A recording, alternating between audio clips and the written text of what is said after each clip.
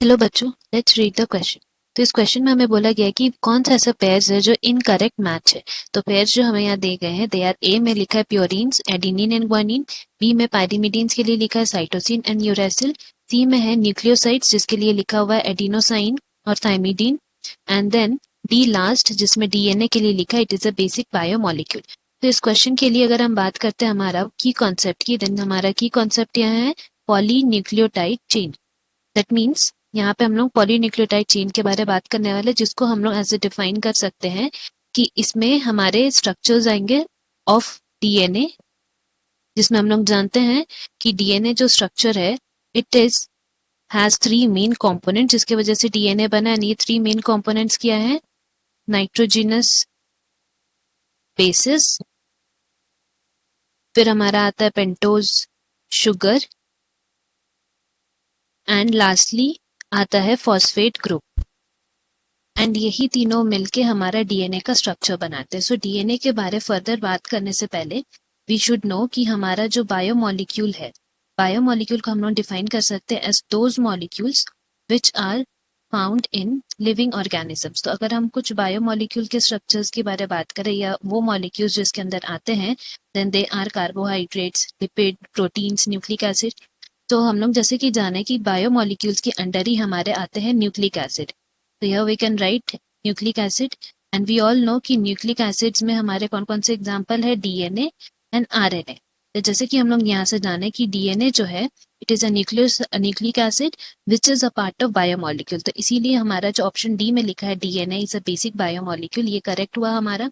ना फर्दर हम लोग बात करने वाले डीएनए की। तो जैसे हम लोग पढ़े थे यहाँ पे कि डीएनए में 3 कंपोनेंट्स प्रेजेंट है जिससे वो स्ट्रक्चर बनता है, नाइट्रोजिनस बेसिस, पेंटोज शुगर और फॉस्फेट ग्रुप। तो यहाँ पे अगर हम लोग बात करते हैं नाइट्रोजिनस बेसिस की, देन नाइट्रोजिनस बेसिस के लिए हम लोग बोल सकते हैं कि इसमें 2 तरह के ग्रुप्स प्रेजेंट है। एक है जिसको हम लोग बोलते हैं प्यूरिन्स एंड दूसरा है जिसको हम लोग बोलते हैं पायरिमिडीन्स। नाउ जो स्ट्रक्चर्स आते हैं हमारे प्यूरिन्स में, they are adenine and guanine. तो हम लोग यहाँ लिख सकते हैं प्यूरिन्स में आए हमारे कौन कौन से, एडिनाइन और गुआनाइन। वेरएज अगर हम लोग बात करते हैं यहाँ पे पायरिमिडीन की, तो पायरिमिडीन के हमारे अंदर जो स्ट्रक्चर्स आएंगे they are cytosine, thymine and RNA के केस में इसमें दूसरा स्ट्रक्चर मिलता है थाइमिन की जगह, जिसको हम लोग यूरासिल बोलते हैं। तो ये सब हमारे पायरिमिडीन्स हो गए। नाउ अगर हम लोग देखें ऑप्शन ए, तो वहां पे लिखा है ए में प्यूरिन्स जिसमें एडिनाइन गुआनाइन है, ये तो सही हो गया। बी में लिखा है पायरिमिडीन्स जिसमें है साइटोसिन एंड यूरासिल, तो ये भी सही हो गया हमारा। लास्टली बचता है न्यूक्लियोसाइड्स। तो न्यूक्लियोसाइड समझने के लिए वी नीड टू नो कि जब कभी भी नाइट्रोजिनस बेसिस, मतलब ये purines and pyrimidines, these nitrogenous bases जब लिंक करता है इसके साथ, link to OH of 1 prime carbon, मतलब पेंटोज शुगर का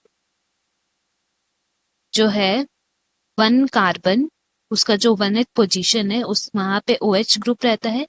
एंड उससे ये जब नाइट्रोजिनस बेसिस लिंक करते हैं तो वो क्या बनाते हैं, they form an glycosidic linkage. And उसके बाद जो स्ट्रक्चर्स फॉर्म होते हैं, दैट मीन्स पेंटोज शुगर और नाइट्रोजिनस बेस को मिला के जो स्ट्रक्चर्स फॉर्म होते हैं उसको हम लोग बोलते हैं, क्या बोलते हैं उसको, नेम किए हैं हम लोग न्यूक्लियोसाइड्स।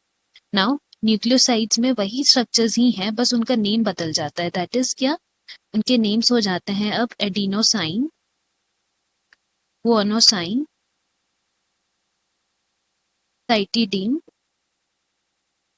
और यूरिडीन, या फिर हम लोग बोलते हैं डीऑक्सीथाइमिडीन। तो इसीलिए अगर हम लोग यहाँ पे देखें तो हमें यहाँ क्या लिखा है, न्यूक्लियोसाइड्स में एडिनोसाइन तो सही है बट थाइमिडीन लिखा है, जबकि हम लोग थाइमिडीन नहीं बोलते हैं, उसको डीऑक्सीथाइमिडीन बोलते हैं। That is the reason why यहाँ हमारा इनकरेक्ट मैच सी हो गया, दैट इज न्यूक्लियोसाइड्स। एंड हमारा ये करेक्ट ऑप्शन है C. Hope you have understood. Best of luck. Thank you.